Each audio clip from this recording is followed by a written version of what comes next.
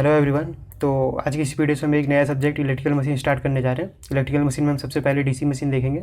तो चलिए जल्दी से हम वीडियो स्टार्ट कर लेते हैं, क्योंकि हमें इस वीडियो में बहुत सारे टॉपिक देखने हैं जो कि बेसिक ही है, लेकिन इन्हें समझना ज़रूरी है डीसी मशीन को अच्छे से समझने के लिए। तो डीसी मशीन बेसिकली हम दो तरह की देखेंगे, एक डीसी मोटर होगा हमारा, एक डीसी जनरेटर होगा। अगर मैं बात करूँ कि मोटर क्या होता है हमारा, तो मोटर एक इलेक्ट्रिकल मशीन है जो कि कन्वर्ट करती है हमारी इलेक्ट्रिकल एनर्जी को मैकेनिकल एनर्जी में। ठीक है, सेम इसका उल्टा जनरेटर मीन्स ये एक इलेक्ट्रिकल मशीन होगी जो कन्वर्ट करेगी हमारी मैकेनिकल एनर्जी को इलेक्ट्रिकल एनर्जी में। ठीक है, और ये मैंने एक लेआउट डायग्राम बनाया जिसमें ये एक हमारा कन्वर्जन डिवाइस मीन्स या तो ये मोटर होगा या फिर जनरेटर होगा। और यहाँ पर अगर वो इलेक्ट्रिकल एनर्जी को मैकेनिकल में कर रहा है तो वो हमारा मोटर होगा, अगर वो मैकेनिकल एनर्जी को इलेक्ट्रिकल एनर्जी में कन्वर्ट कर रहा है तो हमारा जनरेटर होगा। ठीक है, अब हम यहीं पर इलेक्ट्रोमैग्नेटिक इंडक्शन के बारे में बात कर लेते हैं, जिसे हम शॉर्टली EMI भी बोल देते हैं। इलेक्ट्रोमैग्नेटिक इंडक्शन क्या होता है, हमारा एक फिनोमिना होता है जिसके अंदर एक मैग्नेटिक फ्लक्स जो है एक कंडक्टर के साथ लिंक करेगा, और जब ये मैग्नेटिक फ्लक्स चेंज होगा ना तो उस कंडक्टर में एक EMF इंड्यूस होगा। अगर वहाँ पर एक हमें क्लोज पाथ मिलेगा तो वहाँ पर करंट भी फ्लो होगा, मीन्स ये भी बोल सकते हैं कि वहाँ पर एक करंट इंड्यूस हो जाएगा। तो ये हो गया हमारा इलेक्ट्रोमैग्नेटिक इंडक्शन के बारे में। और इसे अच्छे से समझने के लिए हम फैराडेस लॉज देखते हैं। तो उसे देखने से पहले हम फैराडेस एक्सपेरिमेंट को समझ लेते हैं, जिससे ये होगा कि हमें वो अच्छे से समझ में आ जाएगा।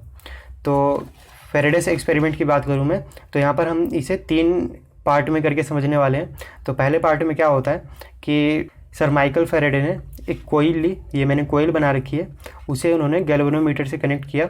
अब गैल्वेनोमीटर क्या होता है, हमारा एक करंट सेंसिंग डिवाइस होता है, मीन्स वो इस सर्किट में करंट को सेंस करेगा। अगर यहाँ पर इस सर्किट में करंट फ्लो होगा तो इसका पॉइंटर जो है मूव करेगा, अगर करंट नहीं होगा तो वो अपनी नल पोजीशन पे होगा। ठीक है, अब क्या करते हैं, अगर कि हम यहाँ पर एक मैग्नेट है, अगर हम इस कोयल के पास लाते हैं और दूर ले जाते हैं तो हम क्या देखते हैं कि इस गैल्वेनोमीटर में हमें एक डिफ्लेक्शन देखने को मिल रहा है। मीन्स अगर हम इस मैग्नेट को पास ला रहे हैं तो हम क्या देखते हैं कि यहाँ पर एक डिफ्लेक्शन देखने को मिला, और जैसे ही हमने पास ला के रोक दिया, मतलब यहाँ पर मान लो यहाँ तक लाए और हम यहाँ पर हमने यहाँ मैग्नेट रोक दी। ठीक है, तो हम क्या देखते हैं कि ये जो यहाँ पर डिफ्लेक्शन था वो फिर वापस अपनी नल पोजिशन पर आ गया, मीन्स 0 पे आ गया।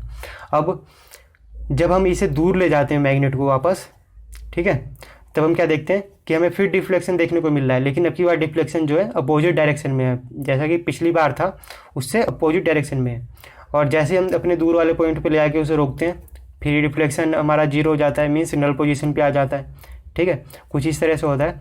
मान लो ये पॉइंटर है, तो अगर पहली कंडीशन में वो पॉइंटर इधर की जा रहा था, तो अब दूसरी कंडीशन में जब हम मैग्नेट को दूर ले जाएंगे तो पॉइंटर इधर मूव करेगा, और ये इसकी नल पोजीशन है। ठीक है, जब वहाँ पर करंट नहीं फ्लो कर रहा होगा तो ये बीच में होगा, और जब करंट फ्लो करेगा तो ये इधर उधर मूव करेगा। ठीक है, तो बेसिकली होता क्या है यहाँ पे कि जो मैग्नेट है उसका जो यहाँ पर मैग्नेटिक फील्ड है, और वो उस मैग्नेटिक फील्ड की वजह से इस जो कोयल है उस पर जो मैग्नेटिक फ्लक्स लिंक हो रहा है वो चेंज हो रहा है। उस चेंज की वजह से यहाँ पर एक EMF इंड्यूस होता है, और यहाँ पर एक क्लोज पाथ मिलता है, तो यहाँ पर एक करंट भी फ्लो करने लगता है, जिसे ये गैल्वेनोमीटर सेंस करता है। तो चलिए हम पहले ये 2 केसेस देख लेते हैं। जब हम लेंस लो देखेंगे अभी, तो ये आपको अच्छे से क्लियर हो जाएगा कि EMF इंड्यूस हो क्यों रहा है। ठीक है, तो अब क्या करते हैं सेकेंड केस में कि ये वाला सेटअप जो है हमारा कोयल और गैल्वेनोमीटर वाला, ये तो सेम ही है, बस अब क्या है यहाँ पे इस मैग्नेट की जगह उन्होंने क्या किया, एक दूसरी कोयल ली और उसे एक DC बैटरी और एक स्विच के साथ जोड़ दिया। अब बैटरी जोड़ दी मतलब उस कोयल से एक हमारा करंट पास होगा। ठीक है, अब मान लो ये करंट पास हो रहा है। ठीक है, अब जैसा कि हम जानते हैं कि अगर किसी कंडक्टर में करंट पास हो रहा है तो वहाँ पर एक मैग्नेटिक फील्ड सेटअप हो जाता है। तो इस कंडक्टर में मैग्नेटिक फील्ड सेटअप होगा और इसकी डायरेक्शन इस तरह होगी। राइट हैंड थंब रूल से देते हैं, अभी हम वो आगे देख लेंगे राइट हैंड थंब रूल। तो उसकी डायरेक्शन ये होगी। ठीक है, राइट हैंड थंब रूल से। अब क्या करते हैं कि अब मान लो इस सेटअप को हम पास ले जाते हैं, तो सेम जैसे यहाँ पर हमने देखा कि डिफ्लेक्शन आ रहा है, यहाँ भी डिफ्लेक्शन देखने को मिलता है। अब जब हम यहाँ पर रोक देते हैं मान लो पास वाले किसी पॉइंट पर ले आके, तो देखेंगे डिफ्लेक्शन वहाँ पर 0 हो गया। अब जब हम वहाँ से वापस दूर ले जाना स्टार्ट करते हैं तो देखते हैं कि भाई अब की बार डिफ्लेक्शन जो है अपोजिट डायरेक्शन में है, पहले वाली से अपोजिट डायरेक्शन में है। अब जब हम दूर वाले पॉइंट पर ले आके उससे रोकते हैं तो फिर डिफ्लेक्शन 0 हो गया। ठीक है, तो ये हो गया हमारा सेकंड केस। अब थर्ड केस में क्या देखेंगे हम कि मान लो यहाँ पर हम तो देखो एक मोशन करा रहे थे ना, मतलब इस चाहे मैग्नेट को मोशन इधर ला रहे थे और दूर ले जा रहे थे, और यहाँ भी हम इसे दूर नज़दीक ला रहे थे और दूर ले जा रहे थे। सेम जैसे मैंने यहाँ पे बताया कि जो यहाँ पर इसके साथ फ्लक्स लिंक कर रहा है वो चेंज हो रहा है, सेम वही केस यहाँ भी होगा। जो इस कोयल का मैग्नेटिक फील्ड सेटअप हुआ है, वो मैग्नेटिक फील्ड जो इस कोयल से लिंक कर रहा है C1, मान लो इसे C1 और C2 का हमने, जो C1 के साथ लिंक कर रहा है इसका मैग्नेटिक फील्ड, वो चेंज होगा और इसकी वजह से यहाँ पर एक EMF इंड्यूस होगा और यहाँ पर क्लोज पाथ मिलेगा तो यहाँ पे एक करंट फ्लो करेगा और ये गैल्वेनोमीटर उसे सेंस करेगा। तो अब अगर मैं थर्ड केस की बात करूँ तो कि अब भाई रिलेटिव मोशन का झंझट ही खत्म। कैसे? अब क्या करते हैं यहाँ पे सेम ये वाला अरेंजमेंट है, कोयल है, एक बैटरी लगा दी, स्विच लगा दिया और यहाँ पर एक रियोस्टेट यूज कर लेते हैं। रियोस्टेट एक वेरिएबल रजिस्टर होता है। अब रजिस्टर क्या होता है हमारा, एक करंट लिमिटिंग कंपोनेंट होता है, ठीक है। तो मीन्स अब ये वेरिएबल है तो मतलब इसका रेजिस्टेंस इस पॉइंटर की मदद से हम कम ज़्यादा कर सकते हैं इस सर्किट का। तो मान लो अब ये कहीं इस साइड में तो रेजिस्टेंस कम होगा और इस सर्किट से ज़्यादा करंट फ्लो करेगा। अगर यही पॉइंटर मूव करके मैं इधर ले आया तो रेजिस्टेंस ज़्यादा हो जाएगा और इस सर्किट से करंट कम हो जाएगा। अब हम क्या देखते हैं, जब करंट का मैग्नीट्यूड कम होगा तो जो मैग्नेटिक फील्ड सेटअप होगा इस करंट की फ्लो की वजह से वो भी कम ज़्यादा होगा, ठीक है। तो ये जो मैग्नेटिक फील्ड है ये जो है इस कोयल C1 से जो लिंक कर रहा है वो कम ज़्यादा होगा। मान लो हम रेजिस्टेंस की वैल्यू कम ज़्यादा कर रहे हैं, करंट कम ज़्यादा होगा, मैग्नेटिक फील्ड कम ज़्यादा होगा यहाँ पर उसकी वजह से, और ये मैग्नेटिक फील्ड इसके साथ लिंक कर रहा है, मीन्स इसके साथ जो फ्लक्स लिंक कर रहा है वो भी कम और ज़्यादा होगा, ठीक है। तो अब यहाँ पर फ्लक्स चेंज हो रहा है, फ्लक्स चेंज होगा मीन्स यहाँ पर एक EMF इंड्यूस होगा और EMF इंड्यूस हो रहा है, यहाँ पे क्लोज पाथ मिल रहा है, यहाँ पे करंट फ्लो कर जाएगा और गैल्वेनोमीटर उसे सेंस कर लेगा, ठीक है। तो हमने यहाँ पे क्या देखा, जैसे कि फर्स्ट और सेकंड केस में हमने देखा कि वहाँ पर हमें एक रिलेटिव मोशन कराने की ज़रूरत पड़ रही थी, तो यहाँ पर हमें रिलेटिव मोशन कराने की ज़रूरत नहीं पड़ रही है। और जो मैंने आपको बताया कि यहाँ पर हम एक कोयल और एक मैग्नेट के बीच में एक मोशन करवाएंगे। अब ये मोशन या तो आप मैग्नेट को स्टेशनरी रख के कोयल को इधर उधर ले आओ, ये वाला अरेंजमेंट इधर उधर इसके पास में ले जाओ, दूर में ले जाओ, ठीक है। जब भी आपको यहाँ पर डिफ्लेक्शन देखने को मिलेगा, सेम यहाँ पर यही बात यहाँ पर लिखी है, ठीक है। सेम यहीं पर यहाँ पर मैंने ये भी लिखा है, ठीक है। रिलेटिव मोशन का मतलब ये है, आप चाहो तो इसे इधर उधर ले जाओ, चाहे तो इसे स्टेशनरी करके इसे इधर उधर ले जाओ, ठीक है।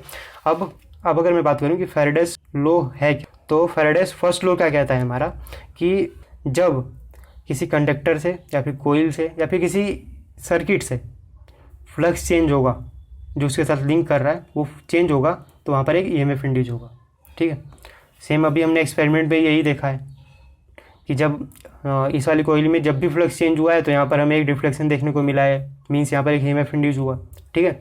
अब फर्स्ट लॉ में तो बस यही है कि जब भी एक कंडक्टर और या फिर कोयल या फिर किसी सर्किट से कोई फ्लक्स लिंक कर रहा है, अगर वो चेंज होता है तो वहाँ पर एक EMF इंड्यूस होगा, ठीक है। तो ये हमारा फर्स्ट लॉ हो गया, इसकी डेफिनेशन ये लिखी हुई है, ठीक है। अब अगर मैं यहीं पर सेकंड लॉ की बात करूँ आपको कि सेकंड लॉ क्या कहता है, तो सेकंड लॉ जो है हमारा ये इंड्यूस EMF को मैग्नीट्यूड देता है, ठीक है। अब मैग्नीट्यूड कैसे देता है, तो सेकंड लॉ हमारा कहता है कि जो EMF इंड्यूस हो रहा है ना वो डायरेक्टली प्रोपोर्शनल होगा कि किस रेट से फ्लक्स चेंज हो रहा है हमारा, ठीक है। मीन्स E मान लिया हमने इंड्यूस EMF है, डायरेक्टली प्रोपोर्शनल है dφ/dt means rate of change of flux. अब प्रोपोर्शनलिटी साइन हटा तो यहाँ पर n मतलब क्या है, नंबर ऑफ टर्न्स, कोयल में कितने टर्न्स हैं, ठीक है। और अब यहाँ पर आती है बात कि नेगेटिव साइन क्या है, तो बेसिकली ये नेगेटिव साइन जो है हमारा लेंज लॉ के अकॉर्डिंग आता है और ये शो करता है हमारा कि जो EMF इंड्यूस हो रहा है ना इस कोयल में वो अपोज कर रहा है किसका, जिसकी वजह से ये प्रोड्यूस हुआ है। तो सेम बात यही लिखी है मैंने, negative sign shows that induce EMF oppose the cause by it produce, ठीक है। और लेंज लॉ भी यही है, means according to Lenz law the direction of induce EMF, जो EMF होगा इंड्यूस उसकी जो डायरेक्शन होगी वो कुछ इस तरह से होगी कि वो अपोज करेगी जिसकी वजह से ये प्रोड्यूस होगी, ठीक है। तो ये हो गया हमारा लेंज लॉ और ये नेगेटिव साइन जो है हमारा लेंज लॉ की वजह से ही आता है। अब अगर हम लेंज लॉ को समझने की कोशिश करें इस एक्सपेरिमेंट में तो क्या देखते हैं कि मान लो कि ये मैग्नेट था हमारा और ये कोयल थी। अब मैं क्या करता हूँ, मान लो इसे मैं पास लाता हूँ, मैग्नेट को पास ला रहा हूँ। मान लो कि जब ये यहाँ से दूर से मैंने स्टार्ट किया तो 10 फील्ड लाइंस जो हैं इसके साथ लिंक कर रही थी इस कोयल के साथ, ठीक है। अब मैं जैसे जैसे पास लाऊंगा क्या ये फील्ड लाइंस बढ़ती नहीं जाएंगी? मीन्स पहले मान लो पास लाते जा रहा हूँ 10, 12, 14, 16 ऐसे करते बढ़ती जाएंगी, ठीक है। अब जो कोईल है ना, इसका नेचर है कि ये चाहती है कि जो फ्लक्स चेंज हो रहा है ना वो फ्लक्स चेंज ना हो, ठीक है। और ये इस जो फ्लक्स चेंज हो रहा है इसका अपोज करती है कि ये फ्लक्स चेंज ना हो। अब वो अपोज करती कैसे है? ये क्या करती है कोईल कि इसके अपोजिट डायरेक्शन में ना अपना एक फील्ड सेटअप कर देती है। अब उस फील्ड सेटअप करने के लिए इसे एक करंट की ज़रूरत होगी अपने अंदर, और उस करंट के लिए यहाँ पर एक ईएमएफ इंड्यूस होना चाहिए। तो उसकी वजह से यहाँ पर एक ईएमएफ इंड्यूस होता है, और वो इंड्यूस ईएमएफ किस डायरेक्शन में होगा? अब देखो, ये मान लो यहाँ से हम इधर ला रहे हैं, मान लो कि कुछ 10, 12, 14, 16, मतलब अब मान लो मैं किसी एक पॉइंट की बात कर रहा हूँ जब यहाँ से 10 से 16 हो गई इसकी फील्ड लाइंस जो इसके साथ लिंक कर रही थी, ठीक है, पास लाते वक्त। अब उस टाइम पे इस कोयल को 6 फील्ड लाइंस जो हैं इसको अपनी प्रोड्यूस करनी पड़ेंगी इसकी अपोजिट डायरेक्शन में। जो 6 फील्ड लाइंस इसकी बढ़ गई है ना, जो फ्लक्स बढ़ गया है उसे अपोज करने के लिए इसे अपोजिट डायरेक्शन में, मीन्स ये वाली फील्ड देखोगे तो आप इधर से इधर है, तो इसे अपनी फील्ड जो है इसको इधर से इधर सेटअप करनी पड़ेगी, ठीक है। 6 फील्ड लाइंस, तो उसके लिए इसे करंट की ज़रूरत पड़ेगी, और उस करंट के लिए यहाँ पर एक ईएमएफ चाहिए। अब वो ईएमएफ जो है हम क्या देखते हैं कि क्या कर रहा है, ये जिसकी वजह से प्रोड्यूस हो रहा था उसी का अपोज कर रहा है। ईएमएफ प्रोड्यूस किसकी वजह से हुआ? ये फ्लक्स चेंज हो रहा है उसकी वजह से, और ये कर क्या रहा है? इसी का अपोज कर रहा है, ठीक है। तो यही हमारा लेंस का लॉ है। सेम केस यहाँ भी अप्लाई होगा, और सेम जो हमने ये थर्ड केस देखा यहाँ भी यही अप्लाई होगा, ठीक है। तो ये हो गया हमारा फैराडे लॉज और लेंस लॉ, ठीक है। तो अब हमारे पास यहाँ पर 2 रूल होते हैं, Fleming left hand rule and right hand rule. तो जो राइट हैंड रूल होता है हमारा वो एप्लीकेबल होता है जनरेटर के केस के लिए, और जो लेफ्ट हैंड रूल होता है हमारा वो एप्लीकेबल होता है मोटर के लिए। राइट मतलब कुछ अच्छा है, कुछ सही हो रहा है, मीन्स कुछ जनरेट हो रहा है तो वो जनरेटर के लिए यूज़ हो रहा है, और लेफ़्ट मीन्स बचा क्या हमारे पास? मोटर, तो वो मोटर के लिए यूज़ हो रहा है। मैंने कुछ इस तरह से इसे याद कर रखा था, आप भी ऐसे याद कर सकते हो। तो ये हमारा फ्लेमिंग राइट हैंड रूल है। तो एक्चुअली ये थंब नहीं आएगा यहाँ पे। तो ये हमारा जनरेटर के केस के लिए है।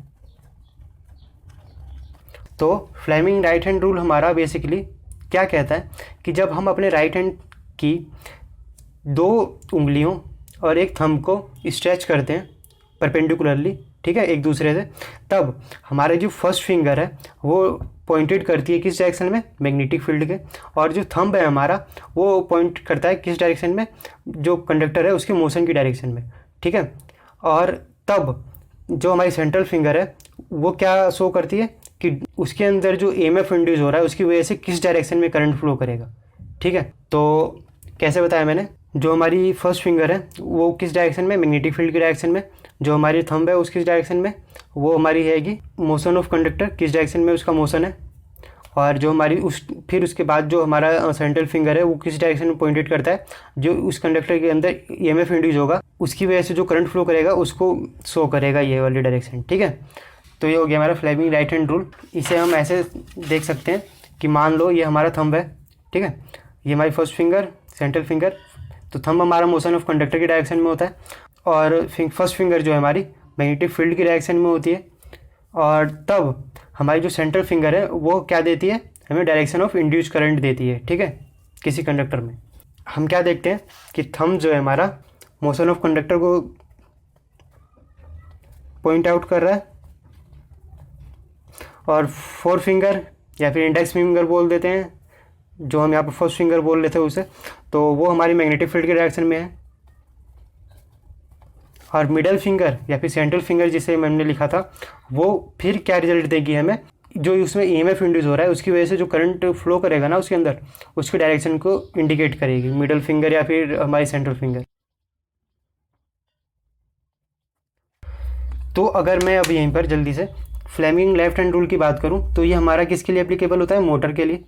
अब मोटर में क्या होता है कि हम करंट देते हैं और उसके अंदर हमें एक रोटेटिंग मोशन मिलता है हमें आउटपुट के तौर पे, ठीक है।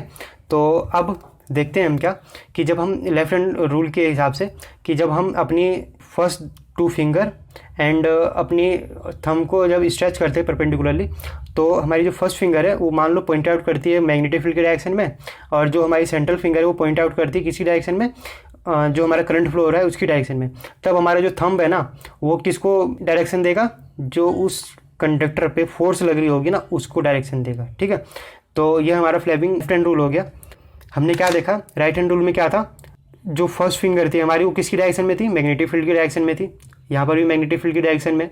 और जो हमारी जो सेंट्रल फिंगर है वो किसकी डायरेक्शन में थी, करंट की डायरेक्शन में आ रही थी। ठीक है, और जो हमारी थंब है वो किसी की डायरेक्शन में थी, यहाँ पर भी वहाँ पर मोशन की या फिर आप बोल सकते हो फोर्स की डायरेक्शन में थी, और यहाँ पर भी फोर्स की है। लेकिन अंतर इतना ही है कि हमें जनरेटर के केस में मीन्स राइट हैंड के केस में हमें रिजल्ट क्या मिलना है कि करंट किस डायरेक्शन में प्रोड्यूस हो रहा है। ठीक है, और हमें लेफ्ट हैंड मतलब मोटर के केस में क्या रिजल्ट मिलना है कि उसके जो फोर्स है या फिर जो रोटेटिंग फोर्स होगी ना, देखो यहाँ पर होता क्या है, एक लीनियरी फोर्स लगती है, लेकिन अब वो कंडक्टर पे चारों तरफ से लगती है तो वो एक रोटेटिंग फोर्स बन जाती है। तो अब जो थंब है हमारा एक पर्टिकुलर कंडक्टर की बात हो रही है यहाँ पर, तो उसमें ये फोर्स की डायरेक्शन को शो करेगा। ठीक है, तो ये हो गया हमारा फ्लेमिंग लेफ्ट हैंड रूल भी। तो अभी हमने क्या देखा कि फोर फिंगर अगर हम अपने यहाँ फिर इंडेक्स फिंगर जो है अगर मैग्नेटिक फील्ड की डायरेक्शन में हम पॉइंट आउट करते हैं लेफ्ट हैंड की, और मिडल फिंगर जो है हमारी डायरेक्शन ऑफ करंट की, यहाँ पर इंड्यूस नहीं आएगा, और थंब जो है हमारा फिर वो किसको डायरेक्शन देगा, हमारी फोर्स ऑन कंडक्टर। और अगर अब हम यहीं पर जल्दी से राइट हैंड थंब रूल की बात कर लें, ये थंब रूल होता है राइट हैंड थंब रूल। तो मान लो किसी कंडक्टर में एक करंट फ्लो कर रहा है, तो राइट हैंड थंब रूल से हम उसके अराउंड में जो मैग्नेटिक फील्ड प्रोड्यूस होगा उसको डायरेक्शन देते हैं। ठीक है, तो मान लो ये कंडक्टर है, इसमें से आई करंट फ्लो हो रहा है इस डायरेक्शन में, तो हम अपना बस इस डायरेक्शन में कंडक्टर की डायरेक्शन में अपना थंब लगाएंगे राइट हैंड का, और जो हमारी ये फिंगर होंगी ना ये मैग्नेटिक फील्ड को शो करेंगी किस डायरेक्शन में। तो इस केस में हम देखेंगे कि जो हमारी मैग्नेटिक फील्ड है कुछ इस डायरेक्शन में आएंगी, क्योंकि देखो फिंगर जो हमारी इस डायरेक्शन में, तो यहाँ पर जो इस करंट की वजह से जो यहाँ पर मैग्नेटिक फील्ड प्रोड्यूस होगा इस डायरेक्शन में होगा। तो मैंने फिगर में भी यही बताया कि हमारा थंब है ये किस डायरेक्शन में होगा, करंट डायरेक्शन ऑफ करंट की, और हमारी जो फिंगर होंगी वो किसकी डायरेक्शन फिर देंगी, मैग्नेटिक फील्ड की डायरेक्शन को देंगी। ये हमारा रिजल्ट होगा। ठीक है, और ये किसके, राइट हैंड का होगा।